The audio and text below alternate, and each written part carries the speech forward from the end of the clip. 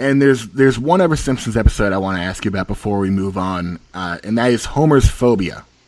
Yes. Which is the one with John Waters and dealing with, gay people and gay culture at that time, at a time when that still wasn't really addressed in pop culture that much, at least on a big network like Fox. Oh, no, and they were horrified by that episode, by the way, but go ahead. I was just going to, well, that's what I was going to ask about, is because you guys, for most of your run at least, had a great amount of autonomy that you could just, pretty much do what you wanted and didn't really get a whole lot of notes back. But that episode specifically, I had several pages of notes sent back. Yes. The normal procedure for dealing with the censors, and we didn't have to take notes from the network other than censor notes. Like normally on a show, you get notes from the network, and they're like, we don't think this is clear. We don't understand. They give you notes on the content, whereas the only notes that the Simpsons had to take were censor notes, and we didn't even deal with them. Colin ABV Lewis, who was the actual producer, would come in and say, this is what the net. He would handle all the brass tacks of it, and we would say we would negotiate, but.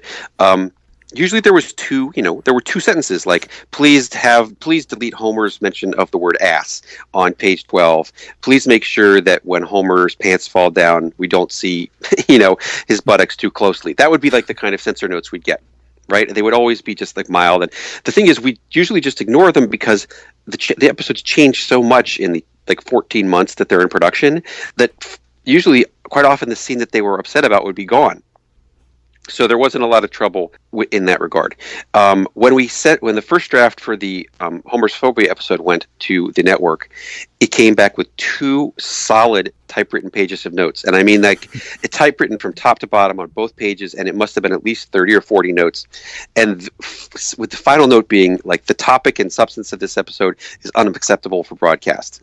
And we were just like, wow. They made us, and they wanted to delete every single references to the subject from top to bottom. And we were just like, never mind. We just, for once, we followed the same procedure we always did with like the butt crack notes, and we're just like, let's just ignore them and keep animating the episode, keep doing it, and God bless reality. By the time that the episode came back in color from Korea, like 10 months later, the network president had been fired and replaced, and so had the censor. And the new censor just sent back a one-line note that said acceptable for broadcast. Wow. And that was it. So, like, that just goes to show you that, like, a lot of times if you just wait something out, you will you may have a victory just because the other person gives up or gets fired. That and the episode would have already been produced. What are they going to do? Just not air a Simpsons episode? Well, they did one time they did was they actually made some cuts in the episode. The one time that we pushed that beyond, like, as I said, our normal procedure was just to ignore the notes, the censor notes. The one time we did that all the way up to the wall was in that Don Brodka episode with the like a short, like, the Bart shoplifting one where he says, if I wanted smoke blown up my ass, I'd be at home with a pack of cigarettes and a short length of hose. That one, we kept saying, we're not changing it all the way till broadcast. And then somebody went in to like the master control and edited it out of the show.